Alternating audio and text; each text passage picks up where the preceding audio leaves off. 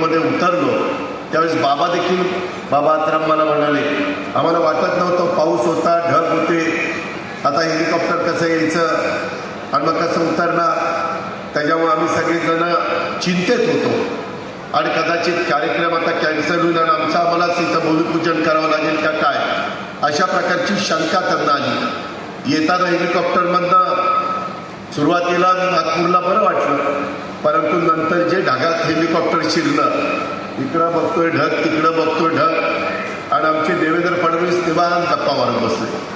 म्हटलं बघा जरा बाहेर काही दिसत नाही, कुठं झाड दिसेना, कुठं काही दिसेना, जमीन दिसेना, आपण ढगात चाललोय, कुठं चाललोय, काय चाललं. म्हणलं काही काळजी करू नका, माझी आत्तापर्यंत 6 ॲक्सिडेंट झालेले आहेत आणि मी ज्यावेळेस हेलिकॉप्टरमध्ये विमानात असतो त्यावेळेस ॲक्सिडेंट झाला तरी मला काही होत नाही, त्याच्यावर तुम्हालाही काही होणार नाही.